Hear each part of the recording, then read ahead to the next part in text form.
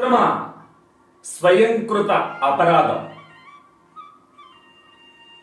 మిఠాయి వ్యాపారి ఒక సాధువు వచ్చింటే చెంబు నిండా మజ్జిగ దాపి చల్లబరిచింది. సాధువు ఉండి, నాయనా, నా తపోబలంతో నిన్ను కైలాసానికి తీసుకుపోతా, వస్తావా? స్వామి, నాకు పసిబిడ్డలు, సంసారం, ఎలా రాగలను? కొన్నేళ్ళు ఆగి రాపో, అప్పుడు చూద్దాం. సరే, మళ్ళీ 10 ఏళ్ళకి వచ్చిండు. స్వామి, నాయనా, ఇప్పుడైనా వస్తావా? గురుదేవా, కొన్నేళ్ళు ఆగిరా స్వామి, నా బిడ్డలకు పెళ్లిళ్ళు చేయొద్దు, కొంతకాలం ఆగి నాకు వచ్చే, అప్పుడు చూద్దాం.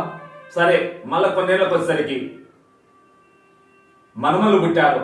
మనుమలను ముద్దులాడుతుంటే, గురుదేవా, కొంతకాలం ఆగండి, ఈ ముద్దు ముచ్చట చూసి తరువాత నీ అంట వస్తా. సరే, మళ్ళీ కొన్నేళ్ళకి వచ్చేసరికి మిఠాయి కొట్టు వ్యాపారి మాయమైపోయాడు, అంటే పైకి పోయాడు. అప్పుడు సాధు వాడు ఇక్కడే మనసు పెట్టి ప్రాణం విడిచాడని దివ్య దృష్టిలో చూస్తే ఇంకేముంది, పొలంలో పొలం దుక్కి దున్నుతాడు. వెంటనే తీర్థం తల్లి, నాయన ఇప్పుడేం దారా పోదామంటే, స్వామి, కొన్నేళ్ళు ఆగిరా స్వామి, అప్పుడు చూద్దాం. మళ్ళీ కొన్నేళ్ళకి వస్తే మరలా అదే పని. ఏది, ఇంట్లో కుక్కయి పుట్టాడు.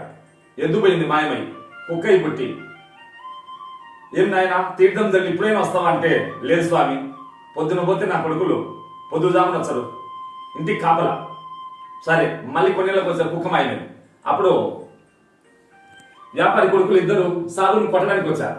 అప్పుడు నాయన, మీ నాన్న దాచిపెట్టింది మూట దేవరములు ఉంది, దాచుకో, తోకొని తీసుకోండి. అంతే, పోయి తోగేసరికి పామును కొట్టి పక్కన పారేసిండు. అప్పుడు ఆ పాము మీద తీర్థం తల్లి, ఇప్పుడేం వస్తావా నాయన వ్యాపారి? మిత్రమా, మనకు మనం ఊహించుకుని ఈ స్వయంకృత అపరాధాలే మన పాలిటి మహాశాపాలు. కనుక గురువాక్యం విని మన జీవితం చక్కబెట్టుకోవాలి. గురుసేవ మన భవసాగాన్ని దాటించే బంగారు నావ. గురువుని చేరుకో, బరువుని దించుకో, గీతం చదువుకో, రాత మార్చుకో. ఓం స్వస్తి.